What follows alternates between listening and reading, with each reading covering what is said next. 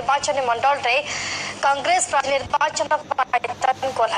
से एक विशाल रैली रे आसी धामरा अधिष्ठात्री देवी मां धामराई निकट में पूजा अर्चना करथिले। पर एक कर्मी मानक नहीं एक सभा से चलित निर्वाचन पर समस्त कर्मी पड़ाई चलित निर्वाचन में कांग्रेस बहुमत हासिल कर आलोचना पर एक विशाल पटुआर जाई धामरा ठारे कांग्रेस ऑफिस फिता काटी उद्घाटन करथिले। पर एक सांबादिक सम्मेलन से अखिल कमिटी और प्रदेश कांग्रेस कमिटी सहमति कांग्रेस पक्षर ओडिया नववर्ष चांदपानी निर्वाचन मंडल में संबंधित चिंतन बैठक में अखिल भारत कांग्रेस और प्रदेश कांग्रेस सभापति को कृतज्ञता जणाइबा सहित चांदपानी अन्याय और दुर्नीति विरोध में सत्यर जय